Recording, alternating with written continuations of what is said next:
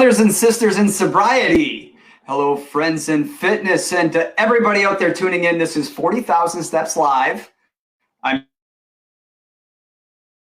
your host. I'm not a healthcare professional. I'm not a counselor, a psychiatrist, a therapist. I'm none of that stuff.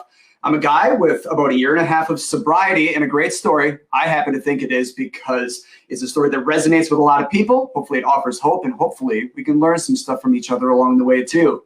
We have a supremely special guest tonight. I told him that I would say that. He's my very best man. That is Jason Kowalski. We're going to talk about our heyday as drinkers when we were partying hard on a regular basis. And we're going to talk about the guilt that he ended up in when he found out that his buddy turned out to be a raging alcoholic. We're also going to lay the wood to toxic masculinity. We're going to talk about all that. It's a great night for a run, so let's lace them up for 40,000 steps.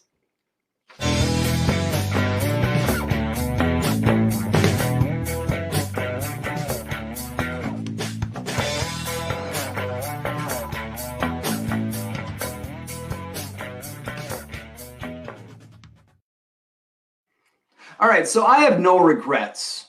And that sounds cliche, right? I mean, a lot of people like to say that, but in my case, it's true. I've got no regrets because if I hadn't lived through the stuff that I lived through, if I hadn't become like a walking dumpster fire, I wouldn't be here talking to you. I wouldn't have my perspective. I wouldn't be in a position to help people and to be able to say, yeah, I've been there, done that, barely lived through that. We'd still be spending our hard-earned money. We as a family would still be spending it on alcohol. I wouldn't be in the best shape of my life. And honestly, I have no idea how in the hell I would have gotten through 2020 if I had been drinking. I think about hangovers. I think about like the negative emotions that would come out of drinking or just living through 2020. So I show up with gratitude every day for my sobriety. Now, earlier this year, I called up my buddy Jay, and I told him I needed him to know that I have no regrets. Because, man, back in our heyday, in the immortal words of the Hold Steady, we had some massive nights, man. Time of our lives doing it, as you're supposed to do, right, during college. And as hazy as our 20s were, I wouldn't go back and change a thing. Scout's honor. Now, it's funny that when I first met Jay, in my early 20s, I had a really hard time drinking, like, physiologically, like I'd feel like I got full fast. I had acid reflux going on. Like if we were having like a poker game, I'd take my beer when I went to the bathroom just so I could dump some out, so I could try to hang, right? Anybody else done that? It's a safe place, you can admit it. Because I would do my damnedest to hang, man. I needed to be in the club. I wanted to be like Jay because he was the coolest guy I'd ever met. The table, I wanted to be like that guy. I wanted him to be my best friend. So you know what I did? I got better at drinking. By my mid-20s, I was damn good at drinking. And by my 30s, I was a world-class drinker. No longer feeling inferior. I was in the club. No more shame. When I look back on the photos of myself through the years, there's a hand. I'm going to show you a couple of examples. I'm going to put some pictures up here. Here's a couple of pictures. These are from my wife, Kayla, and I. This is from our bachelor and bachelorette party. Look at him. He's got the Bloody Mary in his hand, one of several dozen drinks that he had that day. And now I'm going to show you this next one. Look, I love our friends. And close with them, we have honest conversations about my drinking. This is a very clever shirt. I mean, let's get Heimered. It was this was it. Drinking was such a huge part of our lifestyle. Well, by the time we left the ballpark that day, I was half in the bag. By the time we had dinner, me and my friends, I was blackout drunk. And I remember nothing about my bachelor party. That's one of my greatest regrets. On our wedding eve, we had our wedding party dinner, and in the bar there was karaoke. We stayed out late, had a lot of drinks. I would look, Our wedding was the greatest day of my life, no questions asked. But if I could go back and not have a mild hangover at my own wedding, oh, I would give anything for that. So, I mean, here's another telling picture I'm going to show you, and this became all too common. This picture is from the Quad Cities Half Marathon. Kayla and I just finished the half, and look, there's a beer in my hand. There's a happy guy. I've got lots of post-race pictures like this. And here's what you don't see there, is that Kayla, some of her friends from the Y and coworkers from the Y had run the race as well.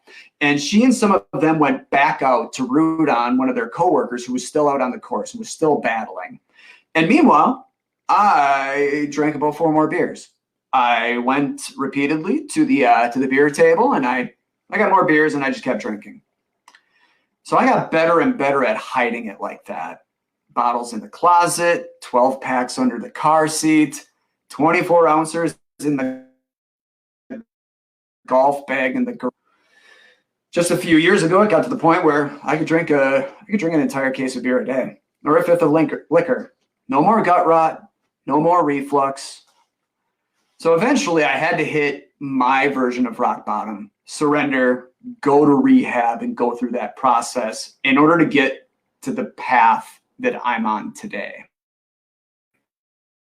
Leading up to me checking into rehab, and Jay was one of them, and everybody told me that they loved me and that they wanted me to get better. And it made it so much easier for me to do the work. But and somehow I didn't see that coming. Like, I was expecting judgment. I was expecting, to feel shame. And I know that, Jay told me he loved me, and I know it ate him alive. Jay's an incredibly intelligent guy, a very empathetic guy, kind of a quietly empathetic guy. And I knew that it must have hit him like a ton of bricks. I was like, this is my guy. And I was there, man. What did I miss? What could I have done differently? And I know a lot of you folks are going through that too.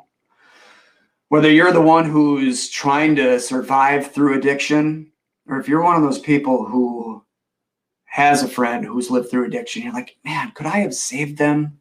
Could I have saved them a lot of pain? Could I have saved this entire family a lot of pain? Well, I got to tell you, stop.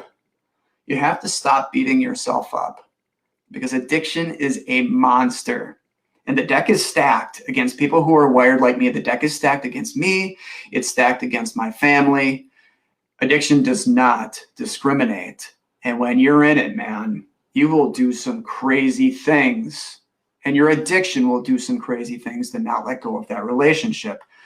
So forget about what's happened. You got to have your eyes forward, and you have to be there for each other.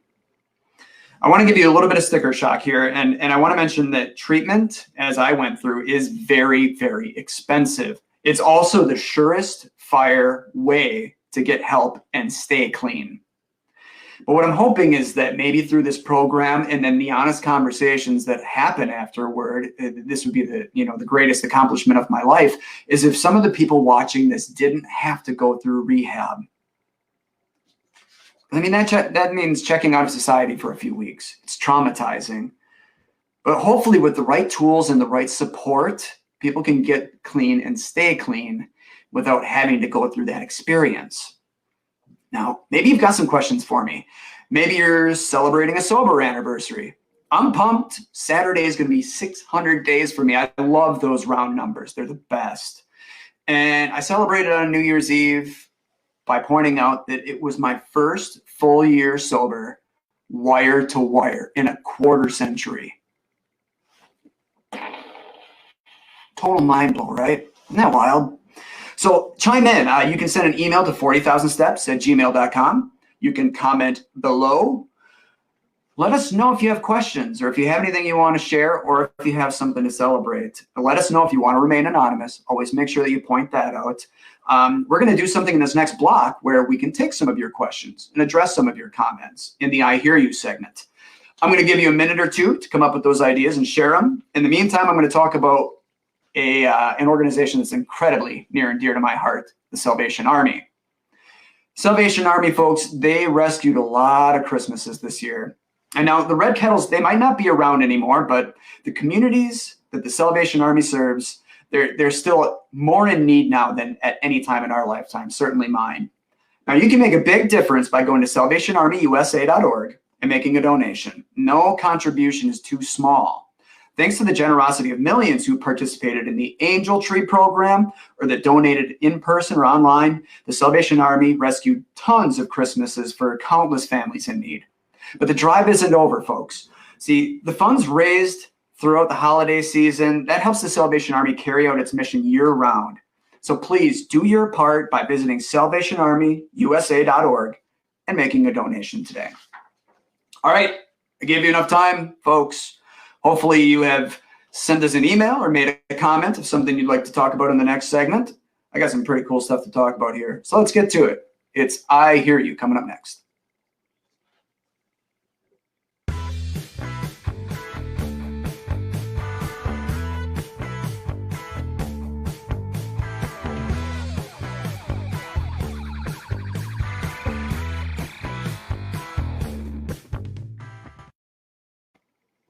Hey, I'm going to tell you right away, I hate resolutions, all right? I think they oftentimes set us up for failure. There's pressure, and it's like, okay, if I didn't fulfill my resolution, then I can't do that thing. But I put out a call to action on Facebook today, asking people if they had made a resolution to give up drinking this year. And I got a bunch of comments. And the people who sent these in, people who send us questions, comments, anniversary celebrations, and that sort of thing. The rules of this game are simple. If you do that, you get 40,000 points.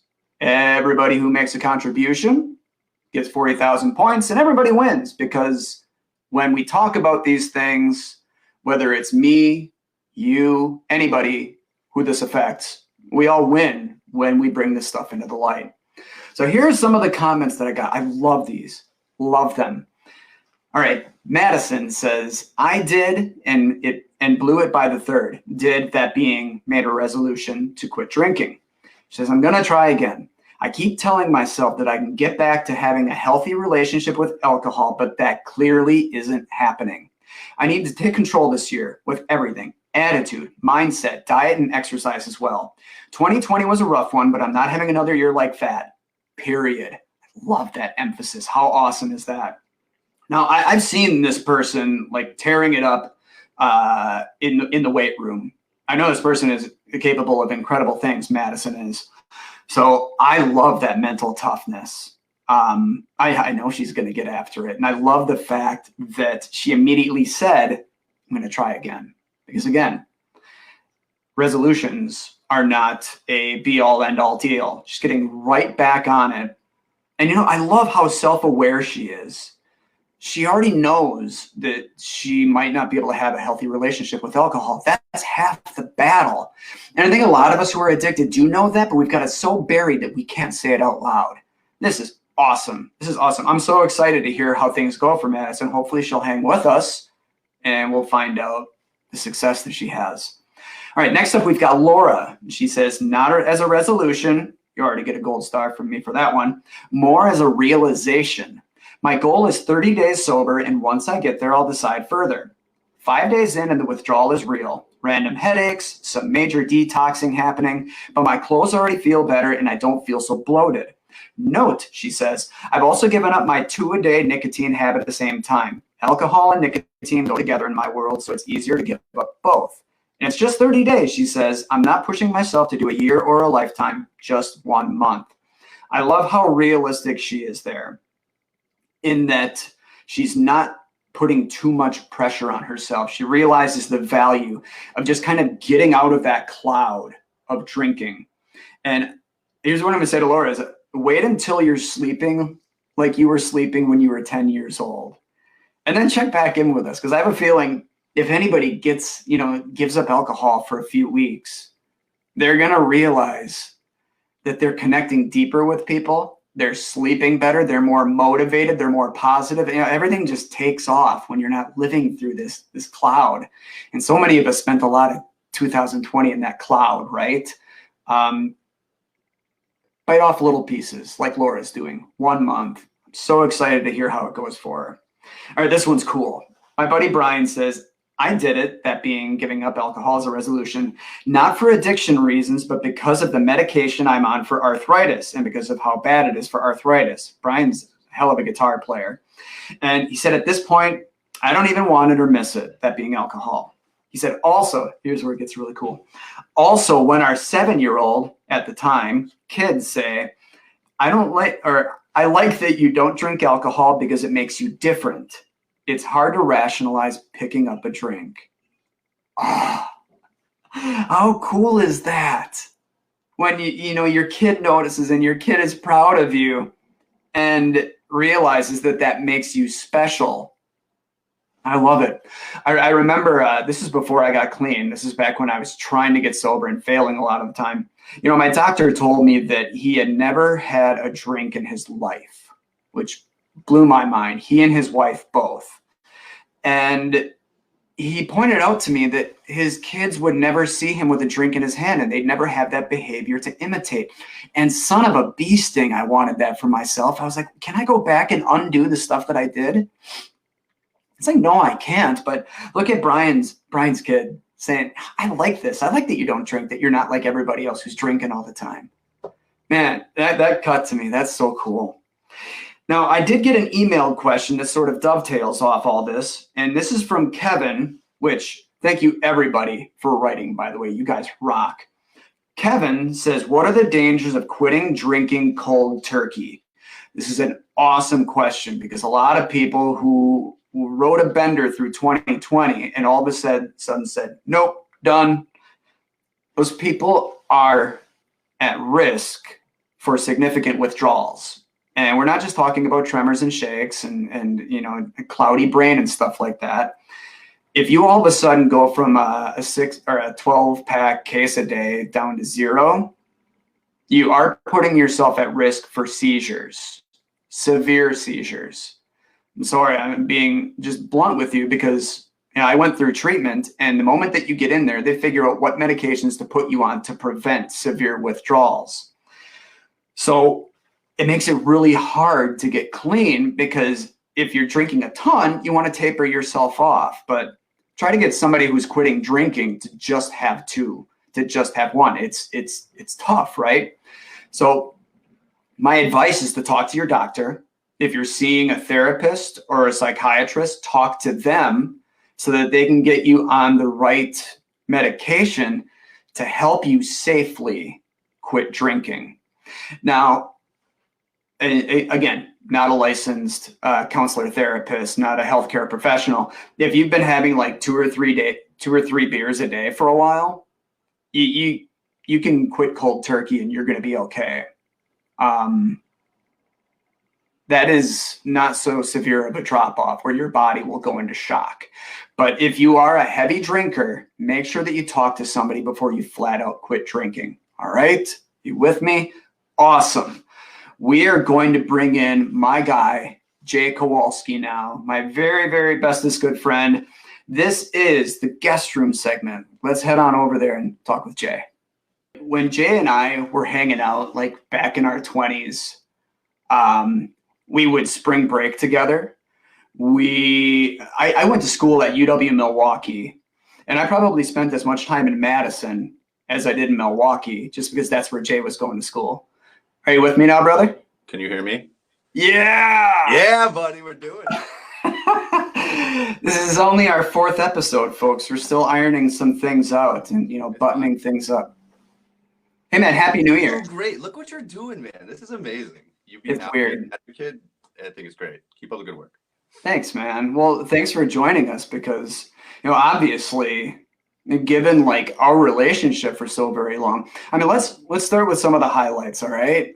What are some of your fondest memories of when like we first started hanging out when we were in our early 20s? Oh, man. Probably working in the video store together. For some reason, they left us in charge from 4 to midnight. So that was always a good time. Road trips for sure. Brewer spring training. Learning to drive past semis. It was just big things, and then just through college, Badger games. Like, I don't know how many hockey games we went to, football Sundays, getting up early, heading out to Bennett's, good times there. And, just living it up. you know? Yeah, the church key, all the places that we more or less lived Yeah. throughout college. Now, I mean, I wouldn't trade that in for anything. When we were catching up back, I think it was like March or April after the pandemic hit, and I guess I had never really put together, and I started learning this with my parents when I started talking and putting my story out there, and they had that guilt of like, oh my God, what did we miss? What could we have done differently? Yeah. When we were hanging out in our 20s, did you ever see any red flags, or did you see any over the years, like when I got into my 30s? What do you think? During the 20s, no, because like we were Thelma and Louise doing it together. So like it really, I wasn't looking for it, and Mhm. I was more or less just trying to lead the way. I guess as we got into our 30s, well, maybe even before that, I think like when you were doing a lot of your journalistic work, and I told you the other day, you kind of reminded me of like the stereotypical movie journalist who always drank and had a cigarette, but always had the story. He always had the scoop, and he always got the story in on time, never delayed. You were very functional, and I guess I didn't realize it till later on, like into your 30s, when you actually told me how functional you were. Yeah. I was surprised, and I want to ask your opinion on this. You were telling me how many times you just talked to people and thought in your head, like, how do they not smell booze on me? Like, how many times do you think people just didn't say anything? Oh, Just didn't I guarantee it happened a lot. Mhm. And it's amazing how that when you're getting away with it, though, you don't really think twice because you Nope. develop this habit of, okay, I got away with it. I can get away with a little bit more, and you just keep pushing it. Confidence. Yep. it so, you know, when we were talking earlier this year, and we got into sort of the guilt thing, because there's a ton of people out there who are dealing with this, who feel like they should have noticed something. Mhm. I talk to people all the time who, they're just perpetually like beating themselves up about it. And I privately sort of like exonerated you, and I said, dude, I wouldn't have changed a thing. Like, those experiences were so formative that now I can look back and have the perspective and hopefully help some folks. Sure. But I mean, what was that like for you? And any advice that you can give for people who are kind of wrestling with that "what could I have done differently" thing? Yeah. I guess the hardest part for me was realizing that, like, I don't know, I felt like I don't know, like I said, holding your hand through it all. Your intro was very kind, but at the same time, it was like, man, I didn't want him to like want to be my friend because I was a great drinker. Like, It's funny but though. Dude, that's Wisconsin, right? you're absolutely right. You're totally right. And like I say, I didn't want that now, but like back then, like I wanted to be the guy that like, oh man, Kowalski can drink, like that guy can hang, and Mhm. I took pride in that. And now it's like I don't know, huge regret. Wish I hadn't done that, but you're stupid. You're a kid. You don't know any better. Um, eh, as far as advice, it's tough because as terrible as guilty as I feel, you also are a grown man who makes your own decisions. Mhm. Um, and so I can only stand by you and give my advice, but I can't tell you what to do. So as far as somebody dealing with someone close to them, you just got to be by their side and just support them. Tell them when they're wrong because that's what they need to hear, and you're the one that needs to Mhm. do it.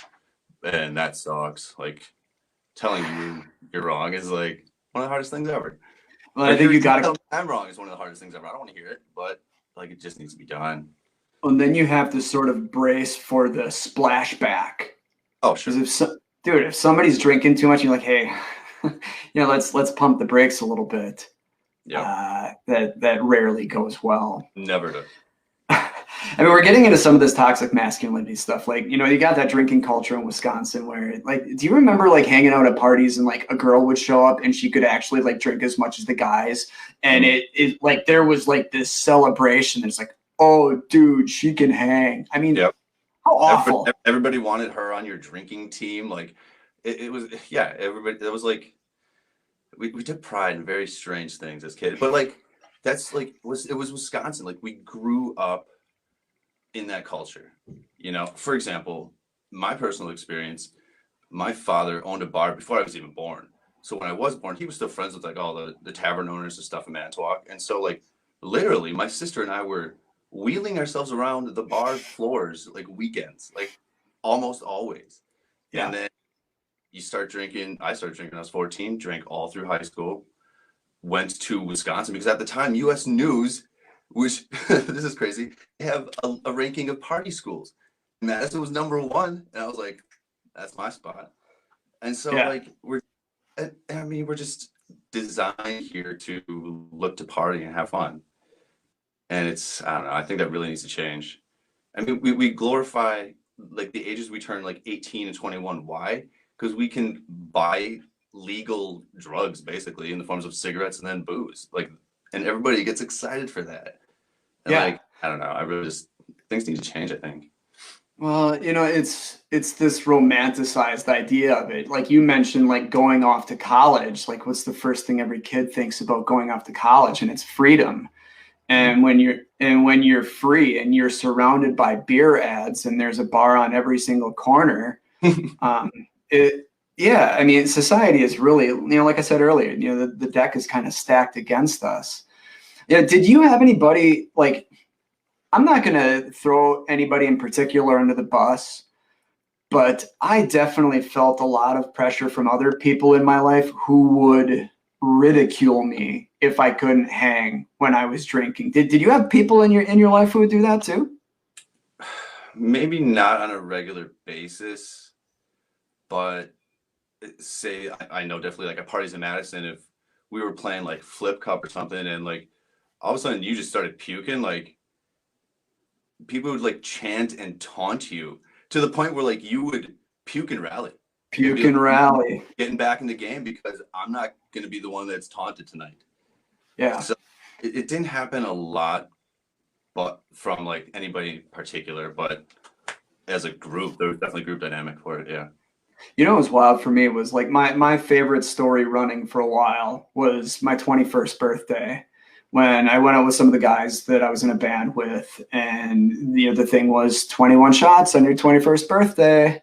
Yeah. And we went around Manitowoc and we ended up at Desert Jack's. Desert Jack's. I know a lot of people out there know what I'm talking about. They had like the plane crashed in the roof of the bar. That was the best decorative anything I've ever seen at a bar. Absolutely. It was a travesty the day it came down, I think. But so we're at Desert Jack's and I get to my 21st shot and it was the guys ordered it up and it was a Sweaty Betty, which I don't even know. I mean, I barely, yeah. Delicious. Yeah, it was half tequila and with some hot sauce in it. Oh yeah. Yeah. Yeah. so I tossed this shot back and my insides are just like on fire. Mm-hmm. And the guy behind the bar is like, "Are you all right?" And another guy's like, "Oh, order him like a schnapps or something like that." So I get another shot and it was like some minty schnapps thing. Bit of liquor. So yeah, so there's shot number 22. And like I'm watching like the bags of chips like spinning on the wall, and it got to the point where I couldn't hold it in. I ended up throwing up all over the bar. Oh no and yeah, and so like the folks around me in the bar are like, "Oh, it's so gross." And then one of the guys who was with us stands up and yells, "It's okay, it's his 21st birthday," and like the whole bar like erupts. Yeah, I mean, I was like blackout drunk and I still vividly remember that. And that was freaking important to me at the time. Oh, sure. Yeah. You earned some stripes. I was the I was the champion that night, man. And I don't like, it's cumulative, like this build up to becoming, potentially an alcoholic. But I mean, those memories are like seared into your mind. Oh, sure. So I forgive me if that was triggering for anyone, but just trying to make a point of like this is the culture that we live in. Mm-hmm. Part of that culture, we were talking about is you know what I want to add to that. I did some research, some data research, knowing that I was going to be on your show. shout out to Green Bay Crime Reports. It's a Facebook group that every day posts pictures of those who were arrested in Brown County the day before with their mugshots and description of crimes. Now, like, okay, this is Wisconsin culture at its, I'll say, worst. From December 1st to December 31st, 17 people got arrested for their third OWI. 10 of them got arrested for their fourth. 6 of them got arrested for their fifth OWI. And 1 person got arrested for their 7th through 9th. They grouped them together at that point. Yeah. And I was talking and found out that the first OWI, it's a citation, it's a speeding ticket. Okay. The second and third are misdemeanors. It's not a felony charge in Wisconsin until your 4th OWI. Right. And there's not mandatory jail time until the 7th. Like, we've got to do something about that. That's insanity to me. And then you cross the border and you get down here into Illinois, and it's like your second one, it's already an aggravated charge, and you're losing your license, and you're going to classes and counseling. Yeah. It is a different world, man. And that Wisconsin world is the one that we grew up in, where there wasn't punishment, there was celebration. Right.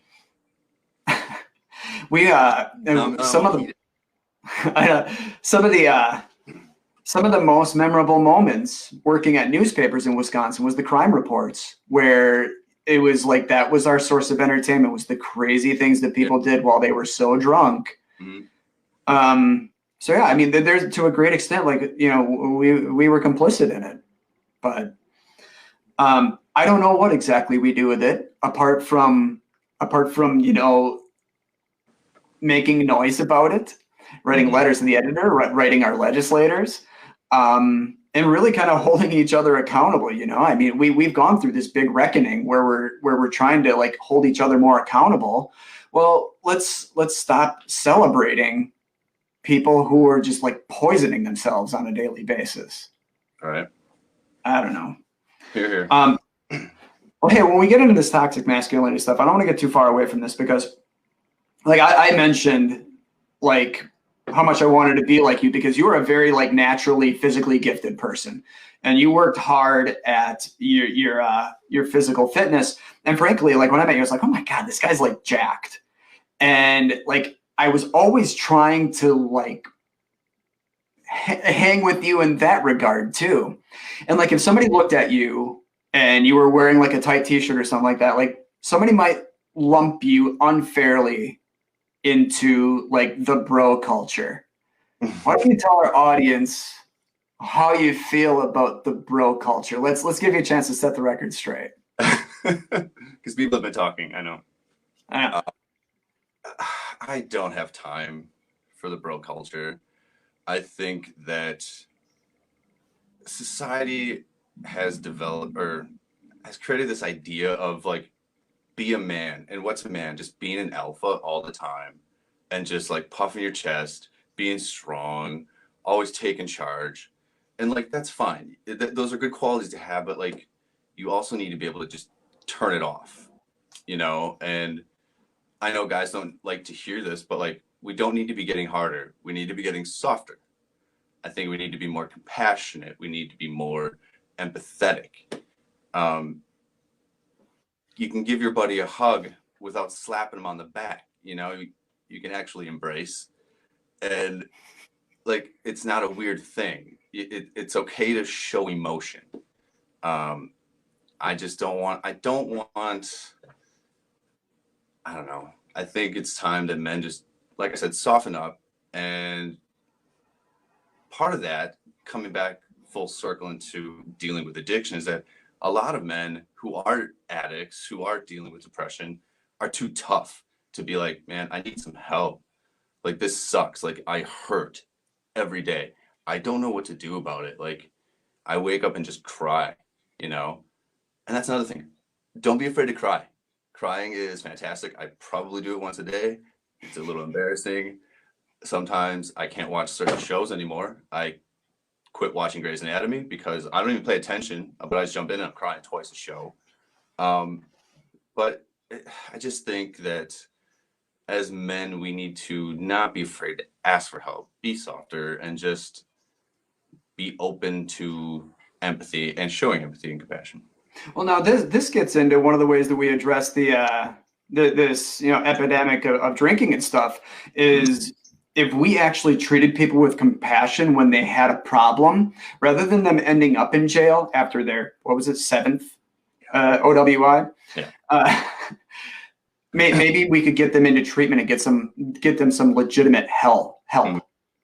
Actually address the mental illness that's behind that a lot of the time. You and I were joking around earlier, maybe not joking, but we were talking about that this is the first show that I've done that's really zeroed in on addiction and recovery.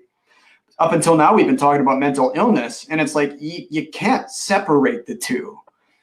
A big driver behind all the substance abuse out there is the fact that, like you said, people don't feel as though they are allowed to show weakness and to get some freaking help. So, hey, now I showed you mine. You got to show me yours. In that I wanted to be cut like you. I wanted to be tough. I wanted to drink like you. But you and I kind of complimented each other in that way. Like all the while, I was like, how do I get to hang out with this guy? He's so awesome. But little did I know, like there were things about me that you wanted some of that too. Okay. So back in the day, you were lead singer in a band that wasn't garbage. And I mean that nicely. Like you guys were good. You were regionally successful. Like you played Summerfest. Like that's amazing to me. But like any other people I knew, like they got together in the basement and like I was leaving. But you guys were good, and I wanted that so bad. Like I'd be going to karaoke, like pretending to be you, and just like so stupid, you know. And if we just like would have complimented each other more, like I don't know. But yeah, you definitely call it like I said before. I was drawn to you initially when we worked at Family Video because I could tell like you were a nice guy. You were friendly to every customer, and I was like, well, I can talk to this guy. He's nice. And like then I could realize I could talk to you about anything and everything more than you'd probably ever want to. And so I don't know where I was going with this, but yeah, you had talents that I wanted tremendously. And it's funny how like we keep talking about, like we there's the complimenting factor though. Like I feel as though in a lot of ways you and I turned each other into better people. And that's why, I mean, you think about it, like there are a couple of people I've kept up with throughout the years, but now like you and me, man, like I think it's kind of a rare thing to have a best friend for 20 freaking years. It's like, it's half of our life. I know. And it's like, I feel like our relationship right now is like healthier than it's ever been. And so much of that comes from the fact that we can have these sort of conversations. Right. Like we used to love having those dopey conversations when we were all buzzed up, but like these clear-headed ones are pretty good too. They're deeper. And you know, we remember them the next morning, so that's kind of neat. Yeah. We don't have the same conversation the next day. Well, hey, I'm excited to have you on regularly. I hope you'll indulge us for that because there's so much stuff that we can cover. I feel like we've kind of hit the tip of a whole bunch of icebergs tonight. Before we go, because we're talking about this toxic masculinity stuff, and we're talking about crying, and I admit that I literally broke down and cried. This was in the like the mid 2000s. I was living in Monroe. You were in Madison, and seriously, like I thought of you as like, you know, made in God's image, good looking dude, and you got Bell's palsy. And a lot of our audience probably doesn't know what that is. Can you kind of explain what it was and what it resulted in? Sure. Bell's palsy is basically when your facial nerve kind of just attacks itself. And the symptoms of it resemble a stroke. So I woke up a January morning and was walking home and I realized I couldn't like blink the snowflakes out of my eye. And so I walked in the house and I looked in the mirror and I was like, I'm having a stroke for sure. What? and I was like 26 years old. Right. And so I went to the doctor and I was like, so what is this and what do I do about it? And when's it get better? And he's like, well, we don't know anything about it. And I said, cool. And he said, do you know who Stuart Scott is? And I said, the Sports Center anchor? And he's like, yeah. And I knew that he had just gone through it, I guess. But he's like, yeah, Stuart Scott has that. And all I knew about that was like, he doesn't look the same as he did. Right. And I didn't want my face to be a distraction to people. Like, I didn't want people to just be like talking to me, but like thinking, why is his eye sagging? Why is his lip where his chin is? You know, like, so that was very difficult to deal with, like, just with the unknown. So it was basically the doctor's like, cross your fingers and hope that the nerve regenerates correctly. So then for 4 months, I couldn't blink this eye at all. I had to sleep like in my pillow. I couldn't close my mouth on this side. I couldn't use the left side of my tongue. So if food got caught in my cheek, I had to like dig it out.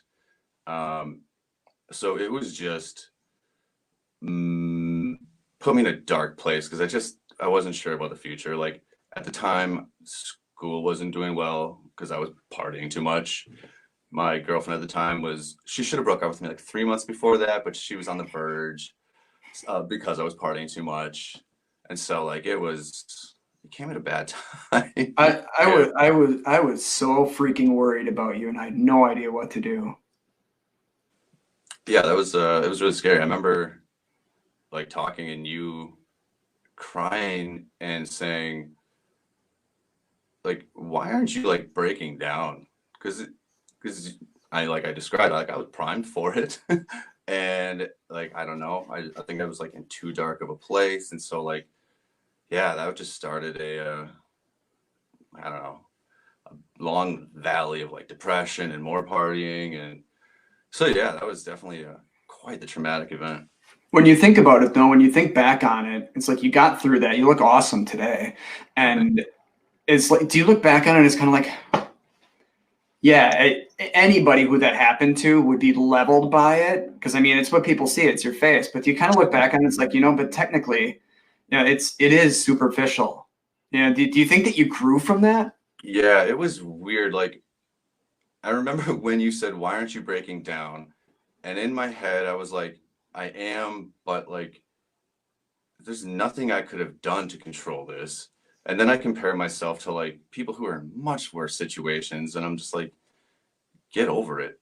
And so, like, it just took a lot of mental toughness and just, I don't know, desire and trying to just, it really did force me to take a different view and perspective on other people who have like those disformities or just natural things that like there's no control over it. So it did open my eyes to it a little bit.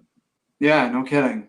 I just remember coming away from that, and there was just something to be said for the fact that I didn't really see you get fazed by it. Like I knew that you were hurting, but it was just like there was something about it. It really like it did a lot for my depth of how much I loved you as a person, like top to bottom. You know what I mean? It was like it gave me an opportunity to sort of separate the physical, the emotional, the mental, and it was just I don't know. I felt like I grew from that too. It's just like, okay, yeah. I mean, I should be I should definitely cherish what's going on in the interior a little bit more too. So, but yeah, I figured while we're on the topic of toxic masculinity, man, that's any time that it comes to like superficial stuff, potentially superficial, it's a whole can of worms. So, all right, I see we're running out of time, and this has been awesome. It has. Thank you for having me. Yeah, of course. I'm looking forward to having you on every once in a while because God knows that you and I will never run out of things to talk about. Oh. And I really hope that the next time we have you on, fingers crossed, prayers that we'll be able to do this in person at some point in the near future. And Mr. Because I miss you. I miss you, and I love you so very much. I love you. One of my favorite things to do back in the day was to call you when you were with a group of friends that, I don't know, I didn't really know them, or you were like on a date or something. And I'd end the phone call and I'd be like, Christopher, I love you. And you'd be like, all right, dude, talk to you later. And I'd be like, you say it. You say it now. And if you hang up on me, Christopher, I love you.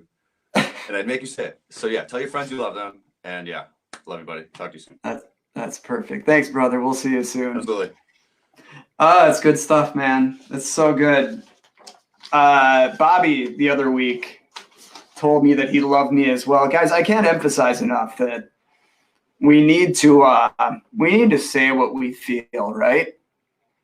At that time, we were talking about like social media posts, and we were talking about how, like, if I were reacting to somebody's comment, I'd be quick to click that like button. But what if I really like loved it? What if I really love what that person said? And click the stinking heart, folks, right? Let's try to spread some more positivity out there. If we could do that, we'd certainly move society forward a little bit quicker. I hope that you guys got something out of the show tonight, particularly when it comes to dealing with sort of the stigma surrounding alcoholism and the relationships, and the fact that, it does not exist in a vacuum, that there's the person who has the addiction, and then there's the other people who are very much traumatized by it. And the way that we heal is that we have the conversations, we do the work, so that it isn't just a matter of one person getting sober and coming home from treatment and everybody throws a party for them, throws them a parade. That's not how it works. We have to be able to do the work after the fact, so that when you get farther away from that last drink and you're feeling great, you're ready to just keep getting better and to connect with the people who you love and everybody to keep getting better together. I hope that you're able to take that away from tonight's show. I'm very much looking forward to catching up with everybody very soon. A very happy new year to everyone out there. It's been great hanging out with you. Just remember this, okay? If it feels like everything is falling apart out there, outside these walls, outside this little rectangle here, if it feels like everything is falling apart out there, in here, we're all coming together. Thanks, folks. See you soon.